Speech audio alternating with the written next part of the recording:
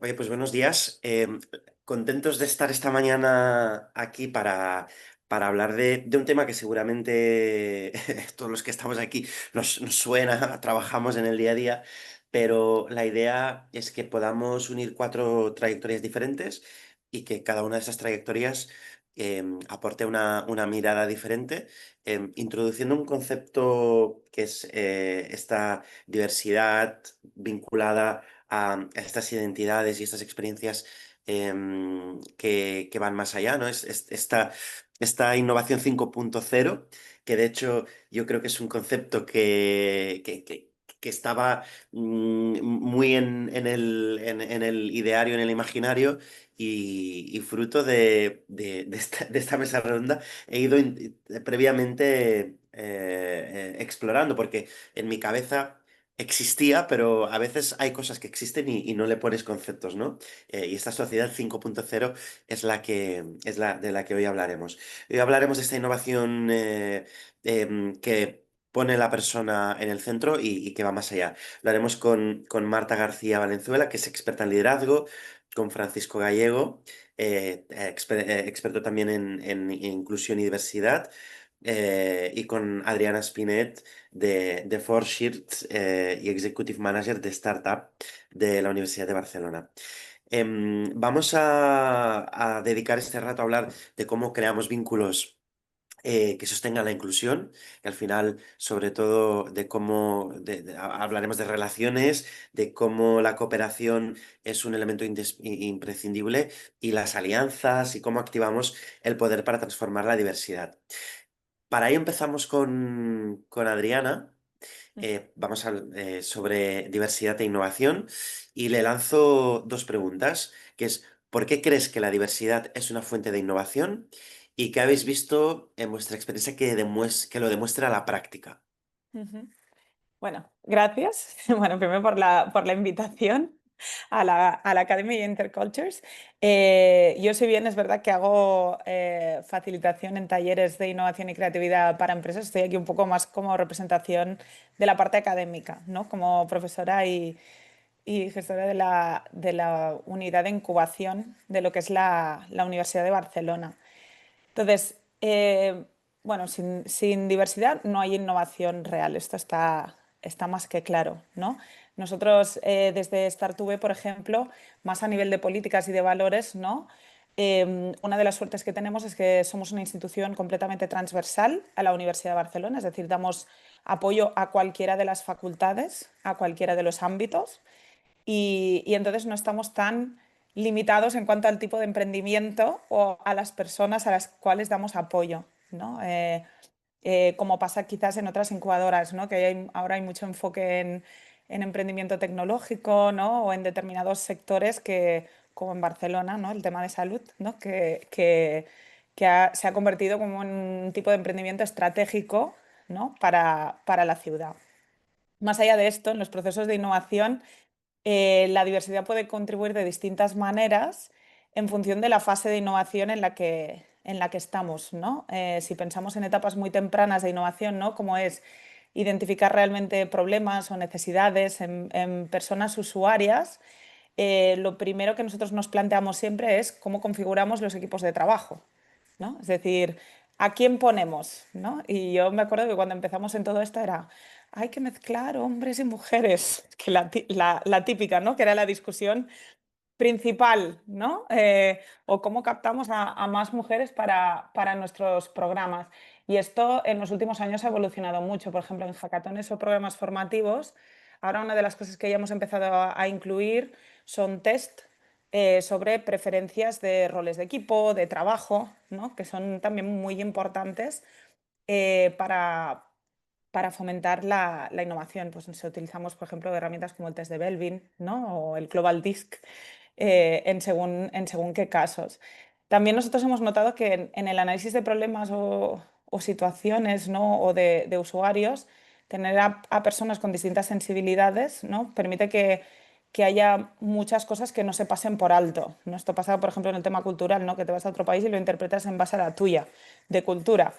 pues pasa lo mismo en cuanto a experiencias o en cuanto a formaciones, ¿no? O en cuanto a clases sociales, ¿no? Por decirlo así, que hay problemáticas que hay una gran parte del alumnado, ¿no? que le cuesta ver por su propia realidad y también por muchas veces, ¿no? la falta de exposición a otras realidades y la falta de madurez. Me acuerdo, justo la semana pasada estábamos haciendo un hackathon con distintos retos presentados por empresas, ¿no? Y me acuerdo que una de las ideas es decir, no, vamos a hacer una iniciativa en redes sociales para que padres, ¿no? Compartan sus experiencias con sus hijos, sus hijas. Y yo, ¿cuál es el perfil? ¿No? Los padres me dicen, 25 años. Y yo pensaba, digo, no sé cuántos padres en España hay de 25 años, ¿no? Pero a mí, yo que ya tengo 40, me parece una barbaridad, ¿no? De decir, ostras, el alejamiento, ¿no? que a veces tienen sobre la realidad en la que viven. Y, y luego también en las cosas que tenemos en cuenta. Justo nosotros, para poneros otro ejemplo, estamos desarrollando un videojuego, una plataforma, ¿no? Para ayudar a personas que quieran emprender a pasar por todas las etapas como más iniciales, ¿no? Antes de que realmente digas, ya tienes una idea sólida, un proyecto en el que te podamos ayudar. Y estábamos creando todo el videojuego y yo ahí con una compañera mía súper focalizada de el contenido, el contenido, el contenido. Y cuando estábamos hablando del diseño, ¿no? Ella empezó a intervenir y empezó, bueno, y les decía a los técnicos, ¿y los colores que vais a utilizar, qué contraste van a tener? ¿Y la ubicación de los botones, dónde la vais a poner? Entonces yo me miraba y yo, ¿por qué preguntas esto? Pues ella es enfermera, trabaja con, con colectivos, ¿no? em, con distintas necesidades, pues esto era para intentar incluir a gente que quizá tuviera pues, problemas más auditivos, problemas visuales, ¿no? Que en realidad la infraestructura de una plataforma pues, afecta mucho en estos procesos. Claro, cuando no nos encontramos con estas cosas es muy difícil pensar en ellas. Y luego ya más a nivel de cuando ya realmente estamos hablando de cuándo necesitamos la creatividad para la innovación, ¿no? Que son en procesos más, digamos, de ideación, ¿no? De implementación de ideas. Esto en los hackatones lo vemos mucho, ¿no? Que a veces hay gente que se presenta ya por equipo y es el mismo perfil, parecen fotocopias, ¿no? Sentadas en una mesa. Y cuando les hacemos pasar por todo el proceso de innovación, de reflexión, de piensa en las personas usuarias, yo recuerdo un caso que fue muy difícil de gestionar, de 4 chicos de 20 años, que llevamos 10 minutos en el hackathon y se me quedaron mirando y dice, ¿y esto por qué lo tengo que hacer? Es que, a ver, nos haces jugar con Lego y esto no tiene ningún sentido. O sea, como criticando el proceso, ¿no? Y llegamos al final y me acuerdo que se fueron, vinieron a la subdirectora y a mí y nos dijeron, nos han sobrado 7 horas. Y yo pensé, ostras, es que la actitud hacia la innovación es muy importante, ¿no?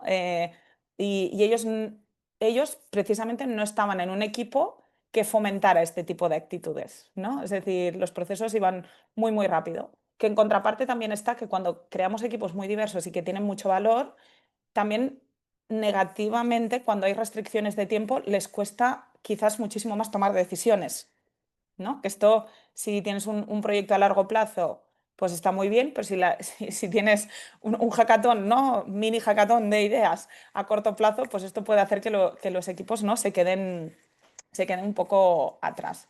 Pero es verdad que en entornos demasiado homogéneos, pues lo que suele pasar y lo que hemos visto es que las ideas se aceptan más rápido y no se cuestionan, ¿no? Entonces, toda esta crítica constructiva, este debate, ¿no? que acaba mejorando y haciéndonos entender mejor la realidad, no pasa tampoco. Y a nivel, y bueno, y un poco para cerrar antes de seguir, ¿no? con el debate, yo diría que a nivel más general, si miramos la diversidad, lo que permite es enseñarnos, ¿no? Enseñarnos a adaptarnos, ¿no? A distintas personas, a distintos entornos, a distintas realidades y sobre todo de manera, porque esto pasa y lo hemos visto en los grupos, ¿no? De manera muy inconsciente, que es que fomenta el aprendizaje continuo real, ¿sí? No porque te vas a una clase y aprendes, sino porque inconscientemente, cuando debates, ¿no? con personas que son muy distintas a ti y estás obligada, ¿no? a trabajar con ellas, pues ya te viene como de manera mucho más natural y al final pues permite estar muchísimo más abierta, ¿no? Como persona al cambio, ¿sí? Lo que también vemos, y luego, y así esto me permite hacer un poco el puente, ¿no? Pero nos, nosotros utilizamos muchas técnicas, ¿no? Las que os he ido hablando y lo hemos visto, ¿no? En muchos programas. Pero es verdad que, por ejemplo, a nivel académico, sobre todo en instituciones públicas, una de las limitaciones, ¿no?, que tenemos en general es la capacidad de implementar estos enfoques, ¿sí? Porque las universidades públicas, sobre todo la Universidad de Barcelona, tienen muy inmerso en sus valores que su función es formar a personas ay, me salió en catalán, ciudadanas, ¿no? Fomentando pues todas estas cosas que os he dicho, más allá de la formación, ¿no? Pero es verdad que el compromiso es real, pero la implementación es muy difícil, ¿no? Porque somos muy, hay mucha burocracia, ¿no? Hay una complejidad administrativa importante y al final esto, cuando se acaba implementando, lo acaban implementando personas, ¿no?, que muchas veces no tienen la formación necesaria, ¿no? Porque la voluntad está, pero es verdad bueno, yo como profesora lo veo que me es muy difícil detectar ciertos tipos de diversidad, ¿no? En un aula. Y hablando de esto, ¿no?, pues resumo un poco, ¿no?, que detrás del cambio es verdad que siempre hay personas, ¿no?, que intentan hacer las cosas mejor, ¿no?, que promueven a la gente a actuar. Entonces yo voy a pasar el turno a mi compañera Marta, que sé que ella está impulsando cambios importantes y te quería preguntar que a ti, ¿cuál fue el momento en tu vida en que te impulsó, ¿no?, a actuar, digamos, dentro de las organizaciones? ¿Cómo lo estás aplicando en los proyectos que tienes? Pues Adriana, mil gracias. La verdad es que como tú, lo primero, agradecer a la academia y también a Intercultures y en primera persona a Nacel, ¿no?, la invitación. Para mí siempre es precioso poder aprender, compartir y conversar, porque creo que es la primera fase para producir un cambio, ¿no? Y todo lo que podamos pues co-crear y reflexionar, luego tenemos la responsabilidad de llevarlo a todos los ámbitos en los que actuamos, ¿no? O sea, yo creo que al final me quedo mucho con tu idea de cómo la homogeneidad hace que los equipos avancen rápido, ¿no? Y la diversidad a veces la tenemos pintada como algo como súper bonito, pero que generalmente genera fricción y hay que tener un liderazgo muy evolucionado a nivel humano para poder gestionar y convertir la diversidad en un valor real, ¿no? Y eso yo creo que es algo que todos compartimos y yo siempre me lo he llevado al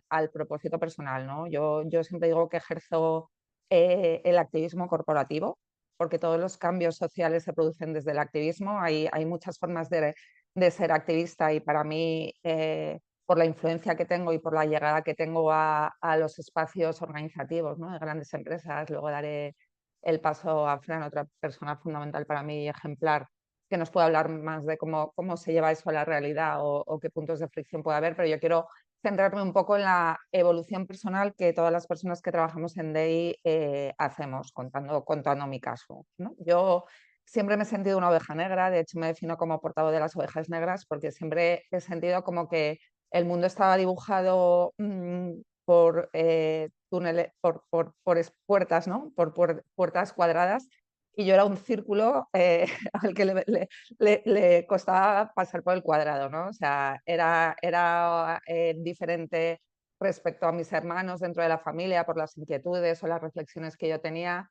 Era diferente en la escuela respecto a las niñas, porque en ese momento iba a un cole religioso de niñas, pues porque me interesaban otro tipo de cosas. Y entonces yo encontré mi primer lugar en los Scouts, ¿no? En un grupo Scout. El propósito de los Scouts es dejar el mundo mejor de como te lo encontraste al nacer, ¿no? Y tiene mucho que ver con el concepto de citizenship o de ciudadanía que tú comentabas, ¿no? Al final, nosotros estamos en el mundo para dejarlo mejor y sobre todo aquellas personas que vivimos en un espacio de privilegios, como es mi caso, ¿no?, en España, que es un país europeo, en una ciudad como Madrid, en una familia con recursos económicos, con la capacidad de poder haber estudiado en la universidad, de poder haber ejercido una carrera profesional, y entonces yo siempre he pensado que el privilegio es el espacio desde el que podemos cambiar las cosas, ¿no? O sea, no, se habla mucho del grupo, ¿no? Del grupo dominante que está en ese espacio de privilegios. Yo como mujer no soy core en ese grupo dominante, ¿no? Que está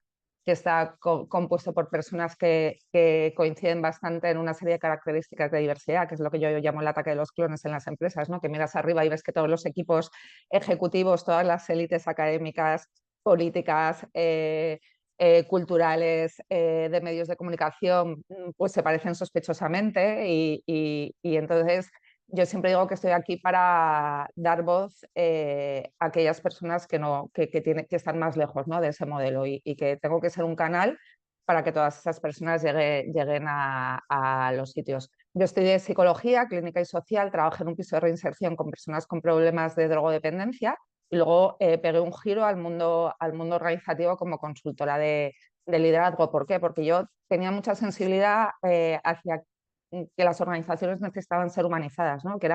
Me producía mucha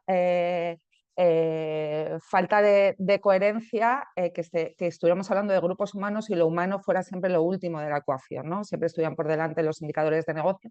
Entonces, para mí, trabajar en DEI supuso una forma muy coherente con lo que yo pienso, ¿no? Para mí el moral case está por encima de todo lo demás, pero con las organizaciones trabajo mucho el business case, y como efectivamente esto no es una cuestión meramente para mí, o sea, es esencial en cuanto a valores, derechos humanos, igualdad de oportunidades y la construcción de un futuro que sea sostenible, porque no deje a nadie fuera, ¿no? Pero al final, cuando tú trabajas con las empresas, tienes que utilizar argumentos relacionados con el business case, con el legal case, con temas reputacionales, ¿no? Y desde allí luego, cuando ya les tienes como confortables, porque este tema genera mucha polarización, se da muchos espacios personales, espacios ideológicos, y al final, cuando ya les tienes metidos en cómo es una palanca de transformación de los negocios, es mucho más fácil avanzar.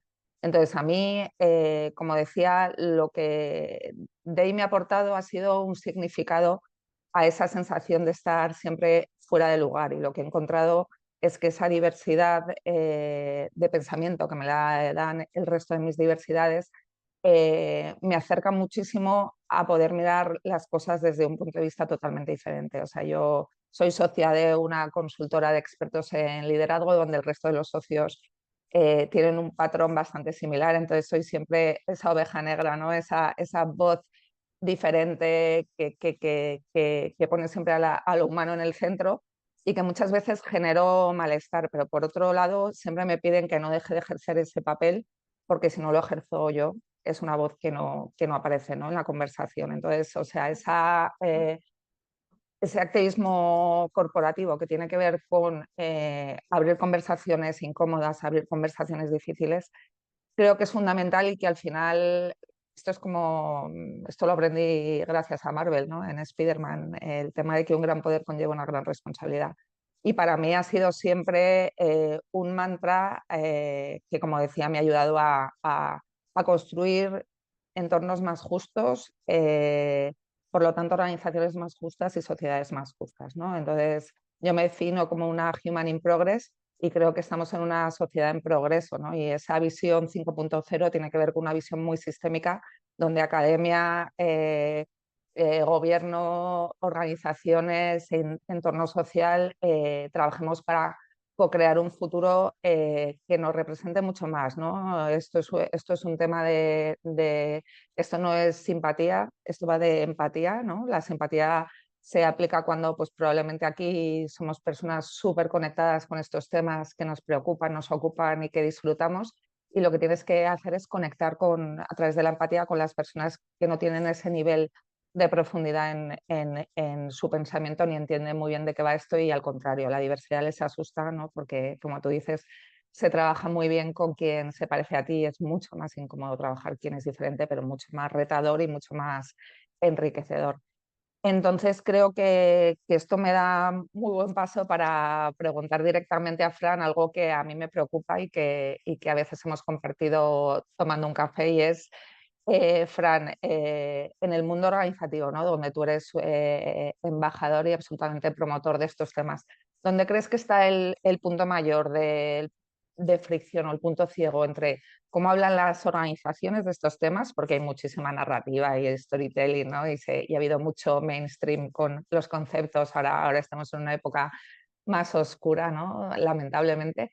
¿Dónde ves la mayor brecha entre cómo hablan y cómo se comportan las empresas? Y gracias, Adri, por darme piso. Gracias, Marta. Tomo el relevo. Gracias también a Intercultures, a Ana, a todo el equipazo que tiene, que nos han dado la bienvenida hoy. Y por mi parte, presentarme brevemente. Soy Fran, trabajo en una empresa multinacional americana del sector de la tecnología y los viajes que se llama Expedia Group y actualmente desempeño el rol de Global Manager en temas de inclusión y diversidad y llevo 8 años en la organización. Desde mi posición privilegiada dentro de la organización, tengo la responsabilidad de entender las necesidades de la organización y también las necesidades de las personas. Y en ese equilibrio casi imposible, intentar tender puentes. En ese sentido, creo que el punto ciego, recogiendo, Marta, tu pregunta, está en que hay una brecha fundamental entre la intención y la transformación a nivel de diversidad, equidad e inclusión que realmente vemos dentro de las organizaciones. Y puede ser incluso esa brecha que también los que trabajamos mucho en la intención, el impacto de lo que decimos, que muchas veces puede ser completamente diferente, y esto lo sabemos desde el ámbito de la interculturalidad y las diferentes dimensiones, se ve también reflejado a nivel organizacional en una empresa y en cualquier organización, yo creo. Y en mi caso de mi empresa, yo puedo hablar de mi experiencia. Creo que de lo que voy a hablar hoy brevemente es de cómo podemos transformar eso para medir, empezar a medir de manera correcta y responsabilizar a los equipos, a las personas, para que la transformación realmente llegue a buen puerto. Segundo, cómo tenemos que rediseñar los procesos que están realmente enfocados en un input de contratación diversa, pero no tanto en un output de cómo, por ejemplo, desarrollamos ese talento diverso dentro de la organización. Y eso se queda corto cuando solo miramos esas métricas, digamos, de input.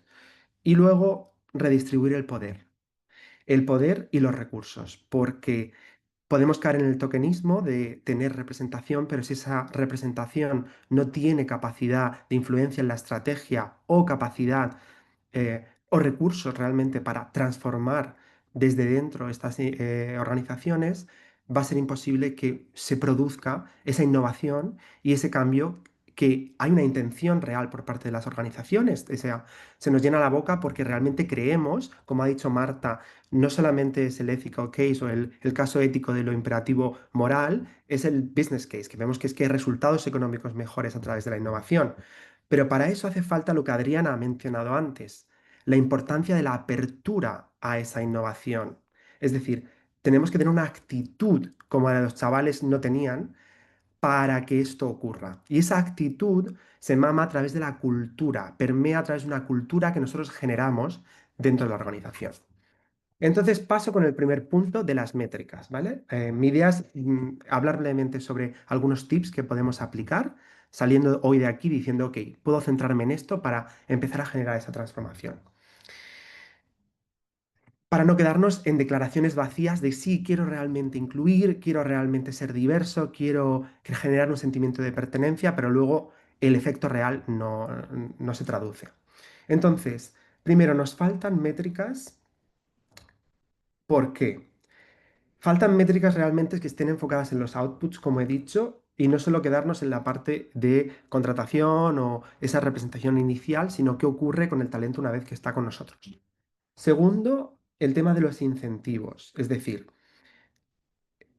el negocio, como ha dicho Marta, siempre va a mirar desde el mundo de la empresa, un tema económico. Seguir aportando beneficio, creciendo económicamente, es algo muy loable, pero cuando hablamos de inclusión, diversidad y equidad y hablamos de sentimiento de pertenencia, son términos que necesariamente no se priorizan al nivel del negocio, porque lo primero son los resultados económicos de la organización.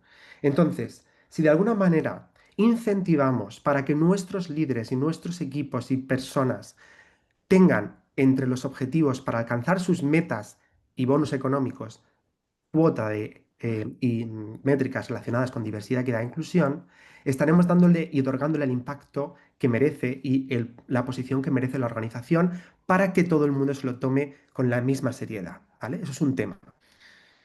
Luego, está fenomenal poner métricas, pero si luego no hay un seguimiento y una transparencia, nos quedamos con, sí, estamos atrayendo una serie de números pero si no monitorizamos y vemos su evolución y entendemos por qué no evoluciona, no podremos atacar a lo que es el cambio estructural que queremos ver, que es el segundo punto al que voy.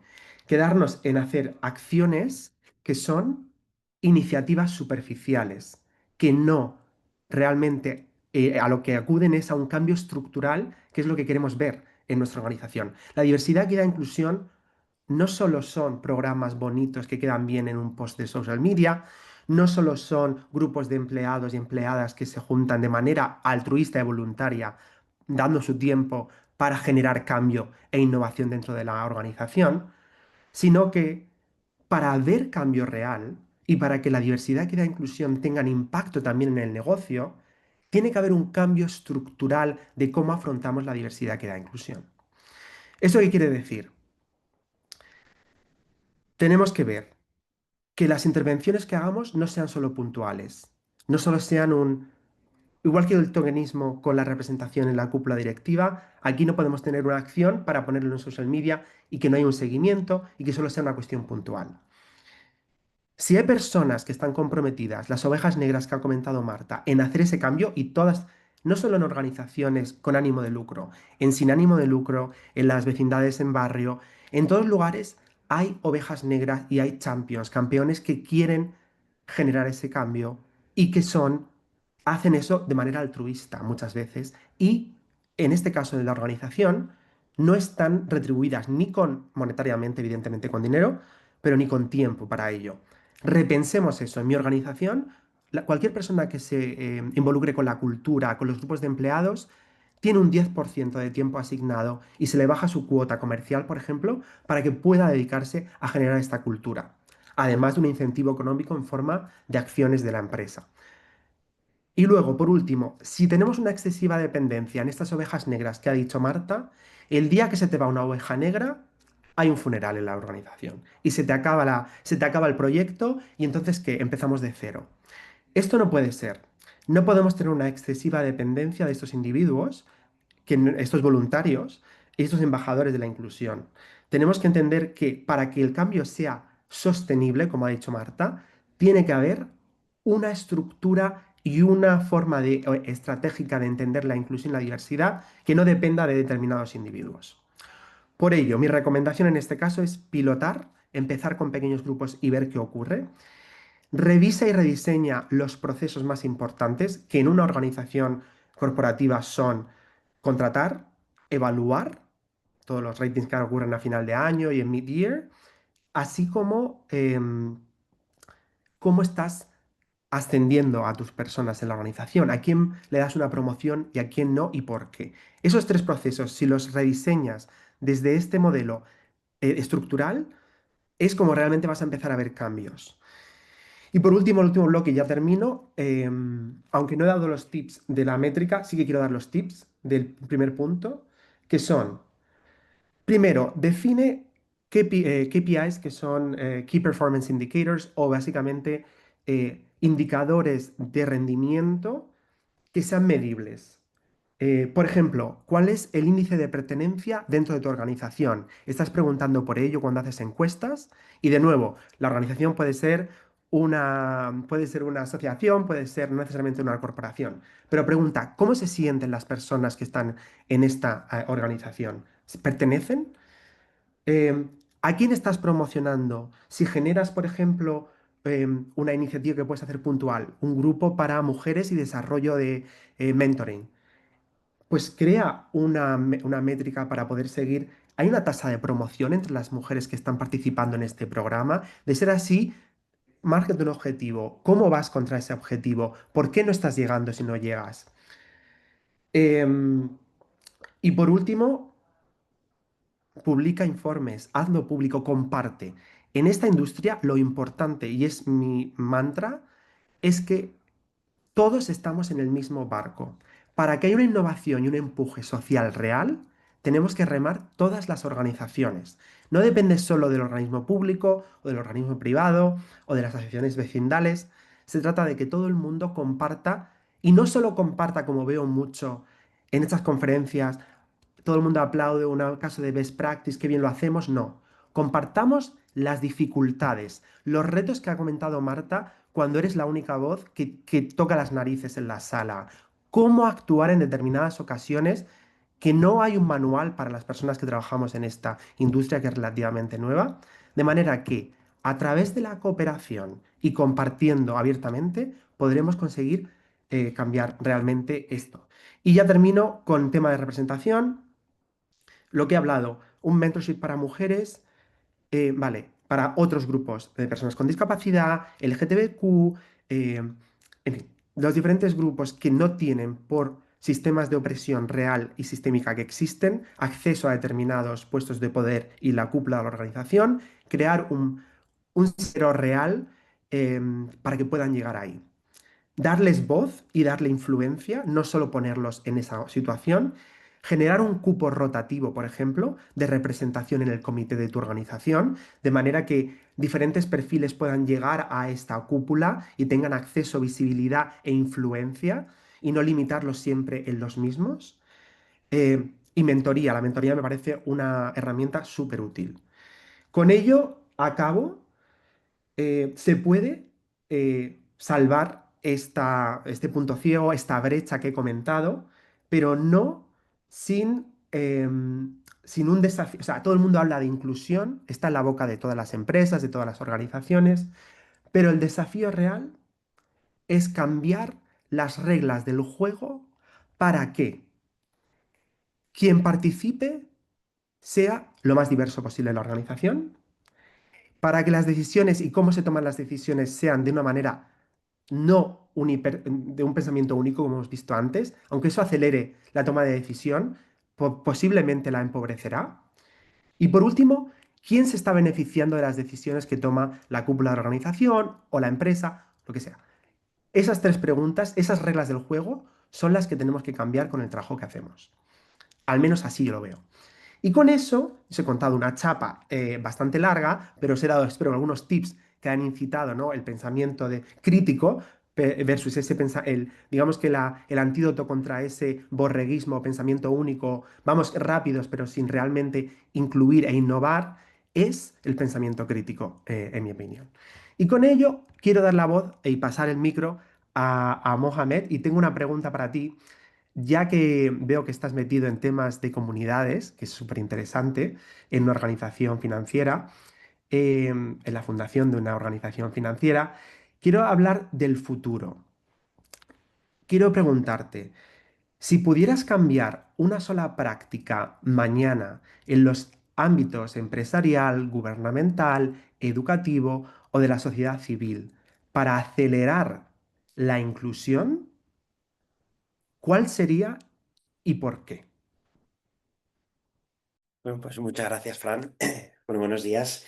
Pues es una pregunta compleja como todas, porque cuando hablamos de futuro y sobre todo viendo el mundo actualmente, es difícil predecirlo o ver hacia dónde va.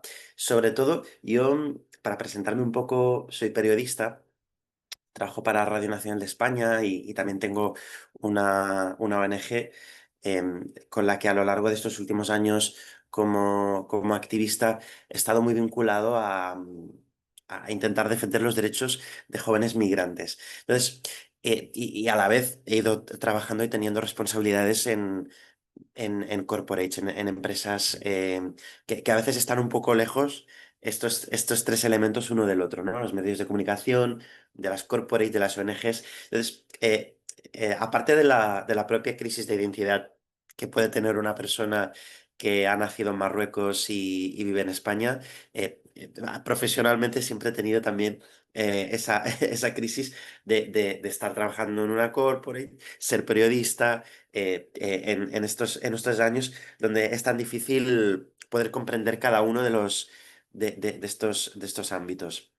Pero si algo he aprendido, es que todo está muy interconectado, evidentemente, ¿no? Y creo que el elemento que a mí que me ayuda a conectar es el elemento de periodista, el elemento de comunicación, esta curiosidad, esta necesidad o esta obsesión por las historias, y entender la fuerza de las historias para cambiar relatos y para cambiar imaginarios colectivos. Yo creo que es lo que me ayuda a conectar con todas estas partes, ¿no? Incluso con el activismo, esta parte, esta faceta más de periodista me ayuda a conectar. El hecho es que yo empecé a hacer activismo por temas de inclusión, diversidad, sobre todo con estos colectivos, cuando yo tenía 13 años. Y cuando tenía 13, empecé en mi barrio, a impulsar iniciativas comunitarias, sobre todo con jóvenes, porque a mí me preocupaba mucho o me inquietaba el por qué jóvenes como yo, que habían llegado a España, por un hecho de no tener las mismas oportunidades económicas, no podían acceder a lo mismo que otros jóvenes, desde jugar a fútbol hasta tener acceso a oportunidades laborales, en un mundo donde todo va por contactos, donde está muy interconectado, y donde al final hay un techo de cristal, para muchos de estos jóvenes. Entonces, y a partir de ahí, con 13 años, empecé a liderar un movimiento, que se llamaba Red de Convivencia, donde logramos conectar a 500 jóvenes de origen migrante para reivindicar y pedir a los ayuntamientos, a los pueblos, a las empresas, que estábamos aquí. Muchos habían nacido también aquí, y queríamos formar parte de esta sociedad, no de forma cosmética, ni ser el típico, la típica cuota de diversidad en los partidos, o la típica cuota de diversidad en las empresas, sino que éramos jóvenes con una trayectoria migratoria, y que creíamos que podemos aportar diferente. A lo largo de estos años he ido desarrollando diferentes proyectos, vinculando la comunicación, la sensibilización, el impacto. Y lo que me llama la atención es que prácticamente 15 años después, ahora tengo 33 años, si hoy ese niño, en ese momento, estuviera en el mundo de hoy y se propusiera empezar a desarrollar iniciativas como las que yo me propuse en su momento, lo tendría mucho más difícil ahora que entonces, ¿no? Y es una paradoja, porque se han hecho muchos avances, se han destinado muchísimos recursos en proyectos interculturales, se han destinado muchas herramientas para facilitar la inclusión y la diversidad, y aún así el mundo es mucho más difícil del que era cuando yo tenía 13 años, ¿no? O al menos la sensación que yo tengo, es que el mundo es mucho más complejo. ¿Por qué? Pues porque se ha normalizado ser racista, se ha normalizado tener conductas que antes daba vergüenza. Entonces, el típico tuit de hay que volver a poner de moda, o que dé vergüenza ser racista. Entonces yo creo que estamos ahora en un punto donde los próximos años, a mí me da la impresión que hasta que el péndulo no vuelva a hacer su efecto, va a venir una década donde todo lo que tiene que ver con la inclusión, todo lo que tiene que ver con la diversidad, vamos a ser cuatro locos, y incluso vamos a ser señalados por hacerlo, ¿no? Entonces, no está de moda, no está de moda, seguramente nunca lo estuvo, pero ahora no lo es, seguramente. Entonces, imaginar el futuro con este contexto, donde sobre todo alguien que ha estado muy involucrado, como yo, desde 13 años en cambiar las cosas, y ahora que se le proponga imaginar el futuro, pues es difícil. Pero, aún así, creo que si hacemos un análisis más completo de la situación, creo que el mundo no es que se esté volviendo más racista, ni el mundo esté entrando en una oleada reaccionaria, sino que el mundo está en punto de colapso, ¿no? Estamos en un punto de colapso porque estamos en un punto de conflicto social, pero el conflicto surge porque nos estamos dando cuenta que somos una sociedad diferente. Y en el momento en el que nos estamos mirando alrededor y nos estamos dando cuenta que el mundo está cambiando, estamos entrando en colapso. Hay cambios demográficos, la población ha crecido. En Europa la población cada vez es más envejecida. África está en un afro-optimismo. Es un continente que es rejuvenecido, que está creciendo. Asia también está mirando hacia otra perspectiva. Entonces, a mí la sensación que me da es que Europa está en ese colapso de entender o que no ha entendido ese mundo global, ¿no? Y donde el talento es más global que nunca. Entonces, ante este colapso social y ante esta incertidumbre, yo creo que lo que se están provocando son choques y los choques lo que generan son grietas, ¿no? Entonces, yo creo que el mensaje que siempre intento trasladar a los jóvenes cuando hablamos de cómo llegar a las empresas, cómo aún siendo una persona diversa, aspirar a estos lugares, siempre les digo aprovechar las grietas. Estamos en un momento de grietas donde hay muchos vacíos, donde la incertidumbre es la norma y en cualquier aspecto que estemos ahora mismo analizando, esa incertidumbre y esos cambios están provocando fricciones y esas fricciones están provocando muchas grietas a través de las cuales pasa mucha luz, ¿no? Entonces, yo he aprovechado estas grietas. Y el mensaje que les yo traslado siempre a estos jóvenes es que aprovechen estas grietas que van a ser cada vez más profundas y cada vez más grandes porque el mundo va a ser cada vez más complejo, ¿no? Entonces, el reto va a ser cómo acompañar a estas nuevas generaciones para que entiendan que el mundo que viene es un mundo muy diferente y que es frágil y hay que aprender a aprovecharse, con comillas, de esa fragilidad del mundo, ¿no? Y no caer en el victimismo. Pero es cierto también, para acabar, que creo que hay que también que tener en cuenta que es un mundo donde este colapso nos está llevando a que estas identidades sean identidades desde posiciones más maximalistas, ¿no? Como persona musulmana, creo, por ejemplo, que hay muchos musulmanes muy perdidos y que entienden el Islam desde una posición muy maximalista y como refugio, ¿no? Y ese refugio no puede ser todo, ¿no? Que nada sea todo, ¿no? Al final, entonces, ante este mundo tan complejo, hay quien aprovecha la grieta para construir una carrera profesional y construir una identidad sólida, y hay quien se deja llevar por la corriente de estas grietas para ser únicamente musulmán, únicamente X cosa, ¿no? Entonces, hacia este mundo de maximalismos, cada vez va a ser más complejo acompañar a estos jóvenes. Entonces, y yo creo que a la pregunta que me hacías de cómo podemos o qué cambios podemos hacer, es em, hacer el cambio de chip y entender que la acogida que se hacía en los años 90 en España a mis abuelos no es la misma que se tiene que hacer a los jóvenes españoles de origen migrante actualmente, ¿no? Si no, acabaremos hacia modelos que han colapsado, y ahí sí que realmente han colapsado, como el modelo francés, que es un modelo muy de asimilación, o un modelo donde Europa está perdida, ¿no? Entonces, yo como resumen o como conclusión, yo creo que la clave es entender este mundo en colapso, ¿no? Y cómo estas grietas pueden ser oportunidades para estos jóvenes y que no sean.